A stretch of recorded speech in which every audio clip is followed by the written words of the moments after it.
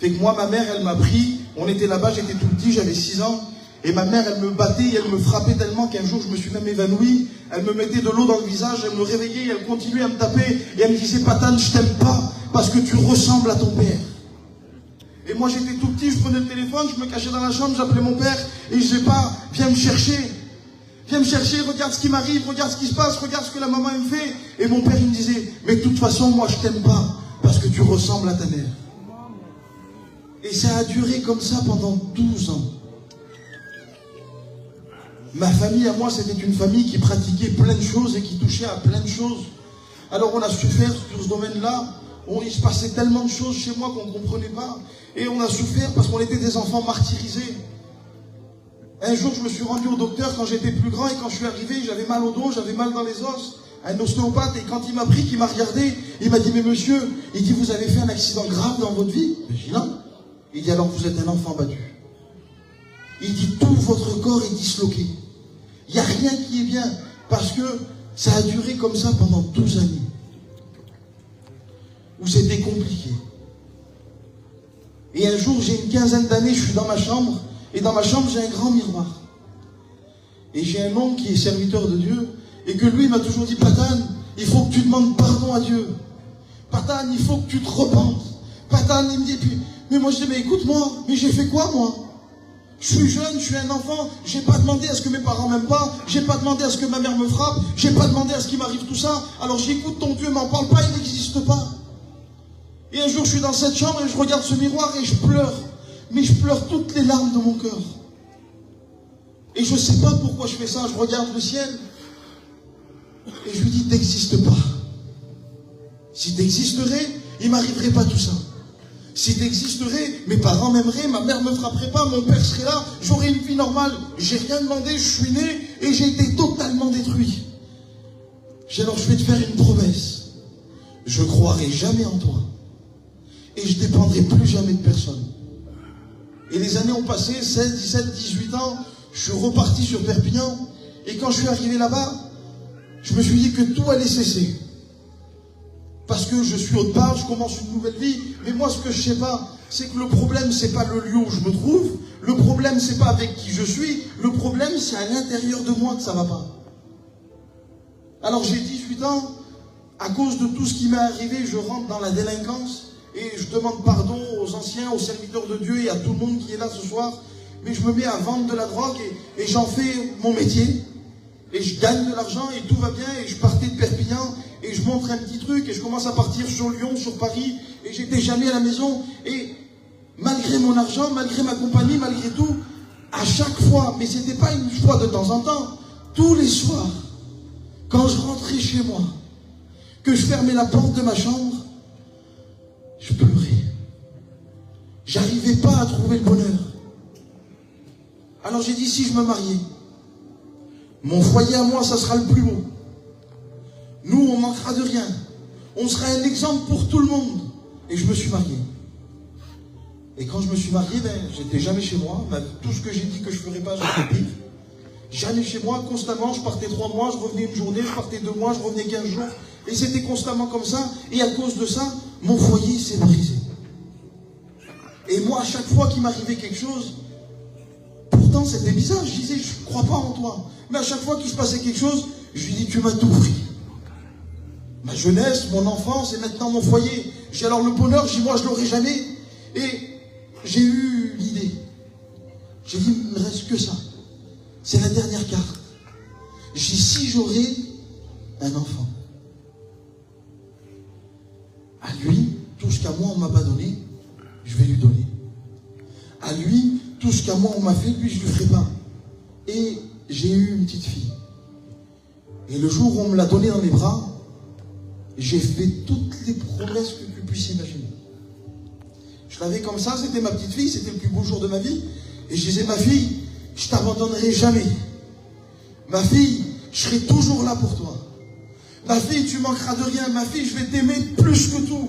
Tu auras un père exemplaire. Et j'ai fait des promesses et des promesses et des promesses. Et vous savez quoi? J'en ai pas tenu aucune. Rien. Et je vais même vous dire quelque chose. Et quand je le dis, c'est dur. J'étais même incapable de l'aimer. Trop de souffrance, trop brisé, trop dur. Je ne savais pas ce que c'était l'amour, je ne comprenais rien. Alors incapable d'aimer ma fille, je commençais à partir encore plus longtemps, à continuer à faire ma vie. Et un jour, ça faisait 3 mois que j'étais parti de chez moi. Et quand je suis revenu, j'ai ouvert la porte de chez moi et ma femme était assise et elle pleurait. Et je dis, qu'est-ce qu'il y a? Il dit, Patan, il dit, assis-toi. Mais j'ai dit, moi, qu'est-ce qu'il y a? Elle me dit, assis-toi. Elle dit, il faut que je te parle de quelque chose d'important. Je dis, quoi? Elle dit, regarde ta fille. Et quand je regarde ma fille, elle a 3 ans et demi, elle ne parle pas. Elle ne marche pas. Aucune autonomie. Je regarde son visage, je vois qu'il y a un souci. Alors je le dis parce que c'est ma fille, mais ses yeux sont tordus. Je vois qu'il y a un souci. Quand je l'appelle, elle ne me regarde pas. Et je dis, qu'est-ce qu'il y a? Il dit, Patan, on a amené ta fille au docteur pendant les 3 mois que tu n'étais pas là. Il dit, on l'a fait suivre chez les psychiatres, c'est les pédopsychiatres, c'est tout ça. Il dit, Patan, ta fille est autiste. Mais je dis, comment ça? Il dit, non seulement elle est autiste, elle dit, elle fait des crises d'épilepsie. Mais j'ai dit, Mélina, et moi, vous savez ce que j'ai demandé? J'ai dit, Mélina, j'ai dit, moi la vérité. J'ai dit, est-ce qu'un jour ça va s'arranger? Est-ce que si je fais tout, que je l'emmène partout, que je gaspille tout ce que tu veux, est-ce qu'un jour ça va s'arranger? Elle me dit, non, Patan. Elle dit, les docteurs, ils ont dit que ça serait de pire en pire. On classait ma fille dans la même famille que la maladie des Mongols. C'était la même maladie. Et il dit, ça va aller de pire en pire. Il dit, Patan, ça va être de plus en plus grave à cause des crises d'épilepsie. J'ai dit, Mélina, est-ce qu'un jour elle va se marier? Elle m'a dit non. Le docteur m'a dit qu'elle se mariera jamais. Elle n'aura jamais une vie normale. Il dit, elle mourira très jeune. Et quand on me dit ça, j'ai pas de peine pour elle. C'est bizarre ce que je vous dis. J'ai de la peine pour moi. Et je refuse d'accepter ça. J'ai dit, je ne l'accepte pas, je m'en occupe pas, ça ne me regarde pas, parce que mon corps et mon cœur, il était incapable d'avoir encore un petit peu de souffrance, c'était trop, j'y arrivais plus. Alors, je les ai abandonnés. Je les ai laissés tout seuls dans la maison, et moi je suis parti, et quand je suis parti, j'ai fait quelque chose. J'ai levé les yeux au ciel, j'étais en train d'hurler dans le terrain, et j'ai dit, écoute-moi, pourtant je crois que tu n'existes pas. Il dit, mais si tu existes, tu m'as tout pris. Si tu existes, tu es méchant. Et je me suis mis en colère et j'ai dit plein de choses. Et j'ai continué ma vie. Et un jour, ma femme vient à la maison et elle me dit, Patan, elle dit, on a tout essayé. On a été partout. Dans les meilleurs centres, dans les meilleurs hôpitaux, on a tout fait. Et il dit, Patan, elle dit, j'ai un oncle qui m'a parlé de Dieu. J'ai un oncle à moi qui est chrétien. Mais je dis, Mélina, ça n'existe pas, ça. Ça, c'est pas vrai, ça peut pas marcher, ça. Laisse tomber, ça. Ça, c'est bien pour les autres, pas pour nous. Et chez moi, il y avait des chrétiens qui tournaient, qui venaient nous appeler, Patan, on fait une réunion de jeunes. Alors, ils tapaient aux portes. Ils se tapaient un peu dans toutes les portes où on était. Et nous, on ouvrait. Qu'est-ce qu'il y a? Ben, on fait une réunion de jeunes, les frères, vous voulez venir? J'ouvrais la porte, je dis, regarde ma femme, regarde ma fille. Je dis, regarde moi, tu me parles de ton Dieu. Je dis, va-t'en, parce que dans 5 minutes, ça va pas aller. Et je me disputais avec les chrétiens. Je les faisais partir, je les jetais dehors. Excusez-moi, mais j'étais même des fois mal poli. Parce que pour moi, ça ne pouvait pas exister. Ma femme a fait une grosse dépression, elle a pris des cachets, elle a fait des tentatives de suicide. Et quand elle vient, elle me dit, Patan, elle dit, il y a une seule chose qu'on n'a pas essayé. Laisse-moi aller dans une réunion. Et moi, j'ai dit non. C'est pas vrai. Et elle ouvre la porte de la chambre de ma fille. Ma fille est allongée sur son lit. Et si j'aurais pu tout donner, tout, et plus jamais rien avoir, pas pour qu'elle soit guérie, parce que pour moi c'est pas possible, juste pour l'entendre me dire, papa, même ça, j'en étais privé. Et j'ai dit, tu sais quoi, va à ta réunion, laisse-moi tranquille. Et nous, chez nous, on avait un bar, un café de gitans où tout le monde était là, et c'était chez moi, c'était à moi, mon père, on était là-bas. Et 1h30 plus tard, j'entends quelqu'un taper à la porte, claquer la porte, et c'est ma femme qui m'appelle, elle me dit, Patan, vite, vite, descends, vite. Et moi je descends parce que je crois qu'il y a un problème, ils se sont battus, ils se sont disputés, il s'est passé quelque chose. Alors je descends en panique, et quand j'arrive en bas, je la vois, et écoutez-moi, chez moi, des années des années où c'était l'angoisse, la tristesse, la dispute, la colère, les querelles, toutes ces choses-là. Et là, pour la première fois de ma vie, quand j'arrive en bas, je regarde ma femme et elle sourit. Et elle me dit, Patane. Mais j'ai dit, qu'est-ce qu'il y a? Elle dit, Patane, attends. Elle dit, Patane, la dépression c'est fini, les cachets c'est fini, l'angoisse c'est fini, l'angoisse c'est terminé. Elle dit, j'ai rencontré Jésus-Christ. Mais je dis, mais non, mais c'est pas possible, ça n'existe pas, ça. Qu'est-ce que tu dis? Il dit, attends. Il dit, non seulement j'ai rencontré Jésus, elle dit, mais en plus les pasteurs ont prié pour ta fille, et ils m'ont dit que si j'y croyais, dans 7 jours, ta fille serait guérie. Et moi, je n'y ai pas cru. Je me suis mis en colère. J'ai tout cassé. Et j'ai dit, c'est qui le serviteur qui a prié pour toi? Elle me dit, tel pasteur. J'ai dit, d'accord, j'ai dit, c'est quand la prochaine réunion? Elle me dit, jeudi. Ben, je dis, jeudi, j'irai à l'église. Je rentrerai dans l'église. Et je dis devant tout le monde, pour que tout le monde puisse voir que c'est pas rigolo. Ça me fait pas rigoler, moi. C'est pas vrai, c'est un menteur. Alors je rentrerai dans l'église et je vous demande pardon à tous. Parce qu'aujourd'hui, j'ai même du mal à le dire. Je rentrerai dans l'église et je frapperai le pasteur devant tout le monde. Pas parce que j'étais un mauvais garçon. Parce que je voulais plus souffrir. Et que pour moi, il était en train de jouer avec les émotions et la souffrance de notre foyer. Alors, je vais vous faire une confidence ce soir.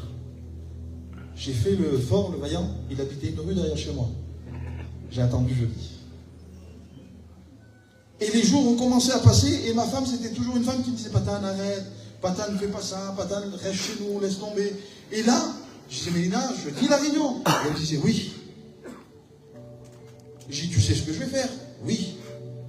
Et j'ai dit, tu veux quand même aller à la réunion? Oui.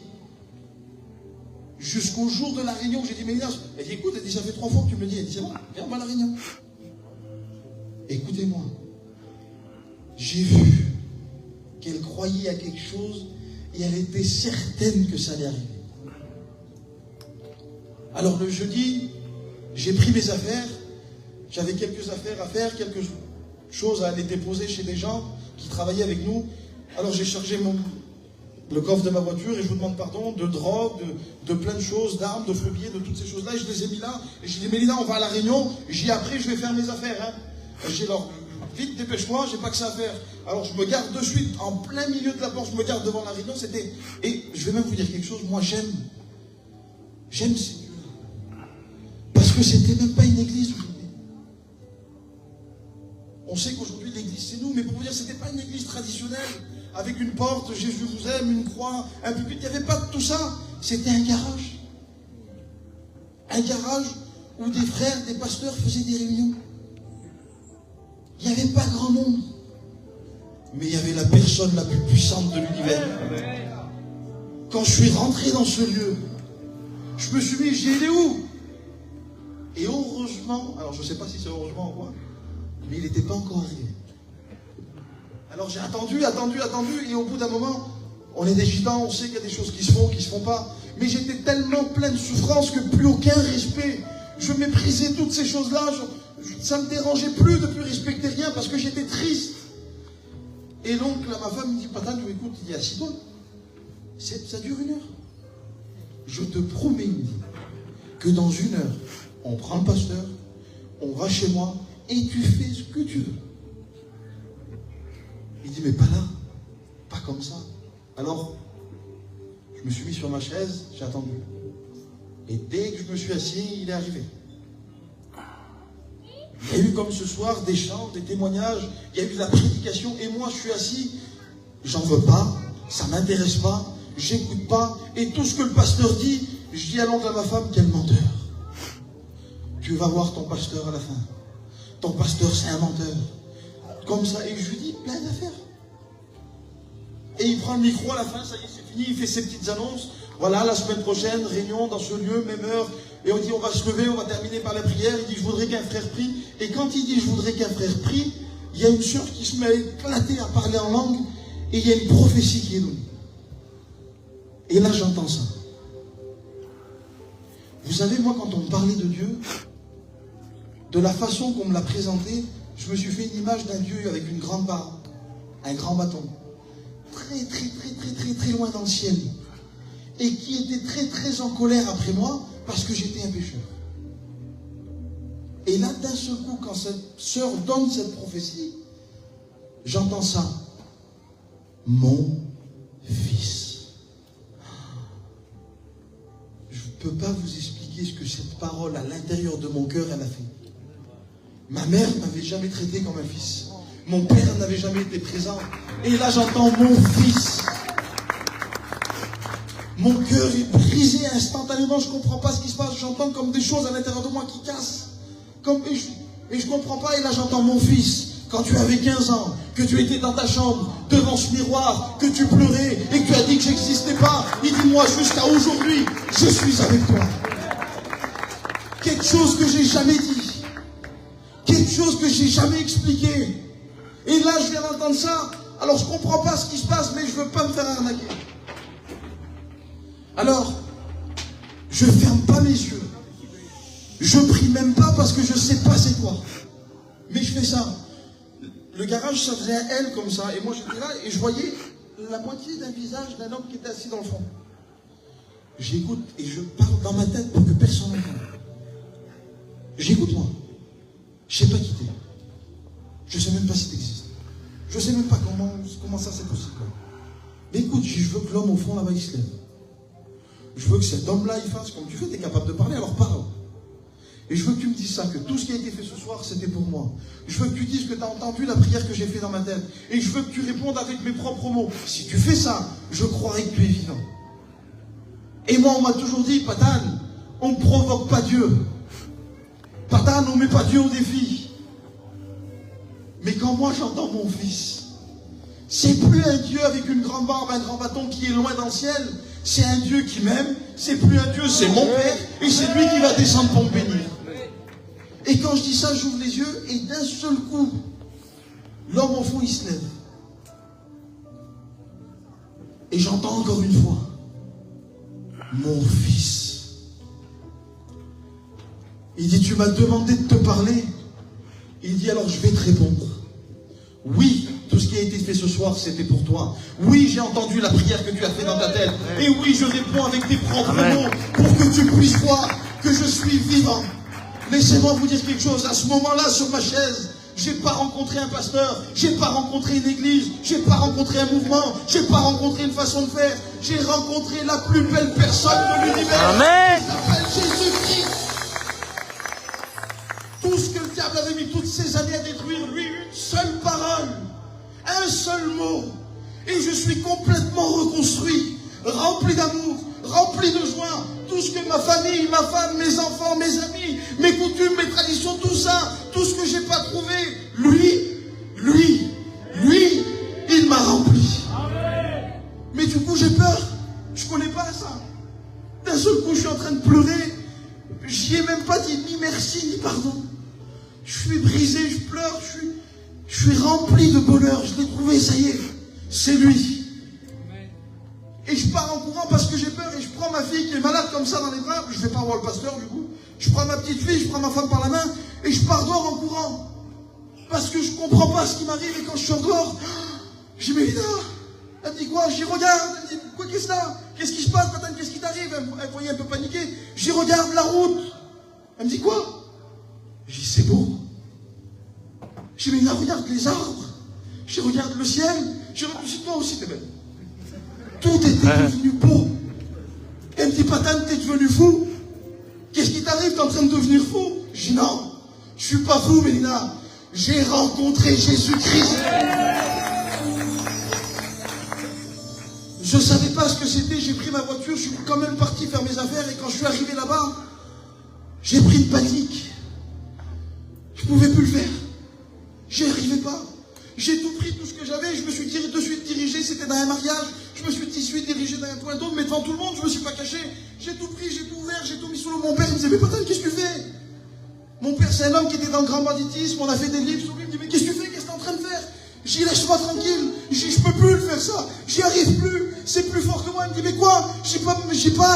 J'ai rencontré Jésus-Christ. Je suis parti chez moi, je me suis assis, et quand je me suis assis sur mon canapé, j'ai fait ça.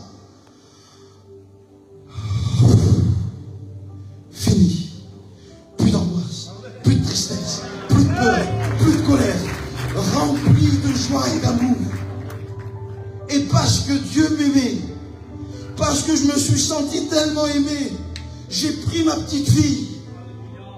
Ça comptait plus qu'elle soit malade, c'était le plus beau des enfants. J'ai embrassé ma fille et je lui ai dit, ma fille, je t'aime. Je pouvais le dire. Je pouvais l'aimer. J'étais capable de l'aimer parce que lui, il m'aimait. J'étais capable de lui donner de l'affection parce que lui, il m'avait rempli. J'étais capable de passer du temps avec lui parce que lui, il était venu me voir. Et je suis béni, je pleure, je suis en larmes et je dis à ma fille que je l'aime et je l'embrasse. Et je la caresse et je la rembrasse et je la caresse. Et elle avait des petits boutons sur les bras. Elle avait fait comme une petite allergie et elle se grattait. Et j'ai dit, ma fille, dis que ça ne te gratte pas. Et j'ai embrassé ses boutons et je la caressais. Et je lui dis, je t'aime, ma fille. Je n'y avais jamais dit. Et je dis, ma fille, je t'aime. Je t'aime, je t'aime. Et ma fille, elle s'appelle Stécie. Et je dis, Stécie. Et quand je l'appelais ma fille, elle faisait ça. Elle ne regardait pas. Et là, je dis Stécie. Et quand je dis Stécie, son regard s'arrête dans le mien. Son regard se... Je ne peux pas vous expliquer. Il s'est plongé à l'intérieur de moi. Pour la première fois de ma vie, je me suis senti regardé comme un père. Ma fille qui regardait son père. Et je vous promets que j'ai vu ses yeux d'un seul coup revenir normal. Venez après, je vous montrerai une photo de comment elle était avant. Tous ses yeux sont redevenus normaux. J'ai eu peur. Je l'ai posée. Quand je l'ai posée, elle s'est mise debout. Et elle m'a dit ça. Elle m'a regardé et elle m'a dit, papa. Elle a dit, papa, arrête de toucher mes boutons parce que ça me fait mal. Mais elle parlait clair, un langage clair. La première fois qu'elle parlait, j'ai eu peur. Je l'ai poussée, elle a manqué de tomber. La petite, elle savait, elle est partie en courant. Ma fille, elle jouait pas. On aurait dit que Dieu est en train de lui dire, elle fait tout ce que tu pouvais pas faire. Elle est partie, elle est chercher des petits jouets. Elle cassait tout normalement. Et là, elle s'est mise à jouer tout doucement. À courir, à marcher, à sourire, à parler. Et j'ai appelé ma femme. J'ai dit, Mélina, vite, je viens voir. Elle dit, qu'est-ce qu'il y a? Je dis, viens voir. Et quand elle arrive, elle me dit quoi? Je dis, regarde. Elle dit, putain, elle est debout. Je dis, ma fille, qu'est-ce que t'as dit? Elle dit, maman. Elle dit, maman. J'ai dit à papa qu'il arrête de toucher mes boutons parce que ça me fait mal. Et là, on commence à pousser des cris dans la maison, on ne comprend pas ce qui se passe. Et elle me dit, papa, elle a dit, regarde l'horloge. Mais je dis, laisse-moi tranquille. J'ai la petite, elle parle, elle marche, elle joue, elle fait tout. Et toi, tu me dis, regarde l'horloge. Elle me dit, regarde l'horloge. Et je m'en souviendrai toute ma vie. J'ai fait ça. Et quand j'ai fait ça, j'avais l'horloge. Et il était minuit 1. Et elle me dit, aujourd'hui, ça fait 7 jours. Amen. Quand Dieu dit quelque chose, il l'accomplit. Quand Dieu dit quelque chose, ça arrive. Il est Jésus-Christ. J'ai pris ma petite fille le lendemain et je suis retourné au centre où elle était suivie. D'habitude, dans ce centre, on rentrait avec notre fille dans les bras, la tête baissée, affligée, triste, angoissée. Et là, c'est différent. Parce que là, je ne rentre pas la tête baissée. Je rentre la tête haute. Parce que je ne suis plus tout seul. Avec moi, là, il y a Jésus. Je ne porte pas ma fille dans les bras. C'est elle qui marche. C'est elle qui ouvre la porte. Et on dirait, elle se dirige directement vers le docteur. Et quand elle rentre, elle dit, bonjour docteur. Et elle rentre, et en fait, les enfants malades, ce qu'on leur fait faire, pour la motricité, on fait ça. On prend une petite tasse de café, de plastique, et on essaie de leur donner une petite cuillère pour qu'ils tournent. Voir s'ils arrivent à tourner. Qu'ils arrivent à faire. Et on donnait ça à ma fille prenait ça, je ne sais pas ce qu'elle faisait dans le truc, elle cassait tout. Et là, elle rentre, elle dit, bonjour docteur. Elle passe directement derrière le bureau, elle prend la petite tasse, elle prend une petite cuillère, elle tourne, et elle dit, madame, vous voulez un café? Et le docteur, il dit, mais monsieur, c'est impossible. Mais avec notre Dieu à nous, tout est possible. Il dit, laissez-la là, on va refaire tous les examens. Le centre, il était juste en face de l'hôpital, alors on a passé la journée là-bas. Ils y ont mis des électrodes sur la tête, ils ont continué à refaire ce qu'ils faisaient avant, et on est reparti chez nous. Et le lendemain, je suis retourné au centre, et quand j'ai poussé la porte de ce centre, je tourne la tête, et je vois le pédopsychiatre, je vois l'orthophoniste, je vois le docteur pour la tête, Je vois le docteur pour la motricité. Ils sont tous là. Et ils applaudissent. Et ils disent bravo. Bravo. Bravo. Bravo. Je dis, qu'est-ce qu'ils ont? Bravo. Bravo. Il dit, monsieur, je ne sais pas comment vous avez fait. Je ne sais pas qu'est-ce que vous avez fait. Il dit, nous, on est des docteurs, on croit à la science, à l'évolution. Il dit, je sais que vous faites partie de la communauté des gens du voyage. Il dit, je sais que chez vous, vous croyez en Dieu. Et laissez-moi vous dire quelque chose. Je veux bien croire aujourd'hui que votre Dieu existe. Parce que votre fille est guérie totalement d'une maladie qui ne se guérit pas. Ça, c'est notre Dieu. Ça, c'est Jésus-Christ. Et il dit, monsieur, j'ai pas fini. Et il aime pas un dossier, le docteur, comme ça, là. Il me tourne une page comme ça, il me dit ça, qu'est-ce que vous voyez? Et c'était une espèce d'érienne, de trucs du cerveau. Et je vois un cerveau, et il me dit, qu'est-ce que vous voyez sur le cerveau? Et je vois plein de petites taches noires, comme des petits ronds noirs. Il me dit, oui, mais il me dit ça, en fait, c'est le cerveau de votre fille. Il dit, quand votre fille, elle faisait des crises d'épilepsie, même si on en fait une et qu'on n'en fait plus pendant 50 ans, sur le cerveau, ça laisse une petite tache. Et on retrouve ça. Et ça, c'est le cerveau de votre fille. Et je me suis allé guérir. Il dit, oui, mais c'est le cerveau de votre fille. Je suis d'accord. Et là, il tourne la page. Et il dit ça. Je dis, ça, c'est le cerveau d'un enfant normal. Et il me dit, non. Il n'y avait rien. C'était un cerveau neuf, pas de tache, rien. Je dis, ça, c'est le cerveau d'un enfant qui n'est pas malade. Il me dit, non, non, vous n'avez pas compris. Je dis, quoi? Il dit, ça, c'est le cerveau de votre fille. Il dit, non seulement elle est guérie, il dit, en plus, il n'y a plus aucune trace de maladie, c'est terminé.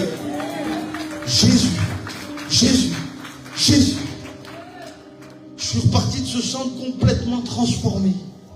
J'ai pris ma femme et ma fille, et je suis parti, et j'ai dit à la Mélina, on va chez nous là-bas, rentre dans le mobil-homme, ouvre, prends 2 morceaux de linge dans n'importe quoi, tu le jettes comme ça, et j'ai dit, on s'en va. J'ai dit, on va passer 2 jours, nous, parce que j'ai dit, Mélina, je suis une nouvelle personne, j'ai un nouveau foyer, j'ai un nouvel enfant, et j'ai la personne la plus puissante du monde avec moi. Amen. Et j'avais cassé mon auto, et je dis à mon frère, j'ai pu prêter la voiture, mon frère, il n'allait pas au Réunion du tout. Et moi, je suis un gitan catalan. Je ne sais pas ce que c'est encore l'évangile, je ne sais pas qu'est-ce qui se passe. Et moi, je prends la voiture, et sur la route, je dis, je vais mettre du flamenco. Et je mets la main dans la porte comme ça, et il y a un CD. Mon frère, c'est sûr, c'est ça. Je prends ça, je le mets dans le poste, là, et c'est des cantiques.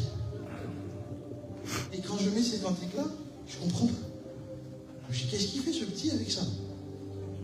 Et quand je mets ces cantiques, j'entends une voix claire qui me dit, écoute. Et je dis, je deviens fou. Mais je suis en train de conduire. Et je dis, écoute. Et quand je me tourne, ma fille, ça fait 2 jours qu'elle parlait. Elle passe la tête entre les 2 sièges. Elle était derrière, elle passe la tête au milieu. Et elle me chante le cantique entièrement, toutes les paroles, tout le cantique complet. Et cette même voix me dit, ta fille ne pouvait pas parler. Et aujourd'hui, elle chante pour moi. Et le cantique, tu sais c'était quoi? Yeshua. Jésus. Jésus. Jésus. C'est le seul qui a changé ma vie. C'est le seul qui a bouleversé mon cœur. C'est le seul qui a rétabli mon foyer. C'est le seul qui a guéri ma fille. Et vous savez, j'ai pas commencé cette histoire en disant, il était une fois. Stécie, viens ma fille.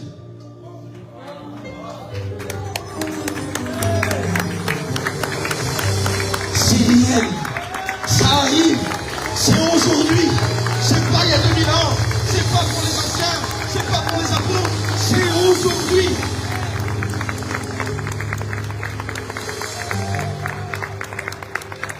Ça, c'est l'enfant qui était malade. Ça, c'est l'enfant qui parlait pas. Ça, c'est l'enfant qui marche pas. Et aujourd'hui, ça, c'est l'enfant qui prie. C'est l'enfant qui chante. C'est l'enfant qui est baptisé dans l'esprit. C'est l'enfant qui parle en langue. C'est l'enfant qui est présent avec nous. Yeshua, Yeshua, Yeshua, Jésus, Jésus, Jésus. On chante tous les deux.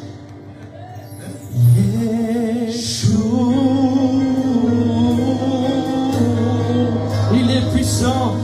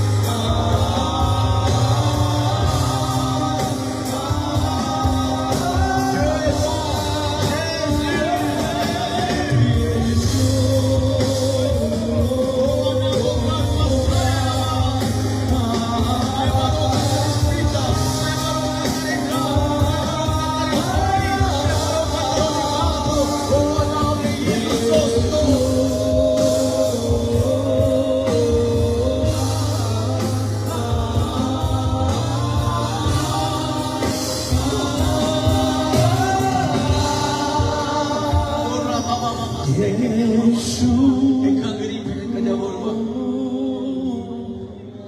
Sai pele kangri Yeshua.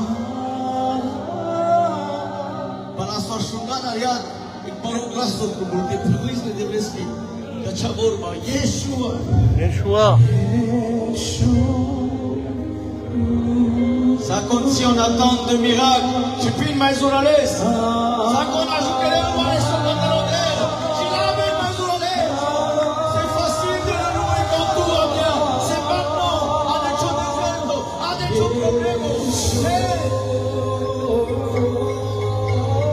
Le nom dessus de tous les noms. Le nom dessus de tous les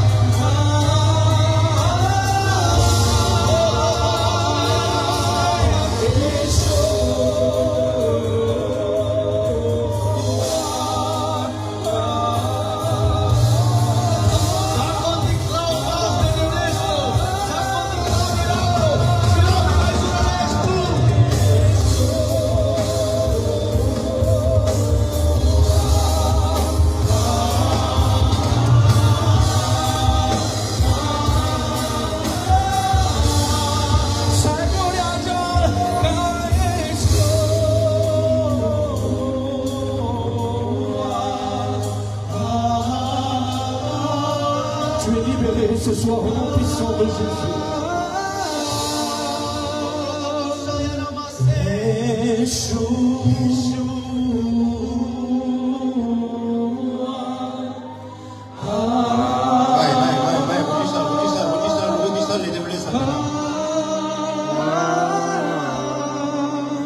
L'eau des présences, les déblesses qui a canard.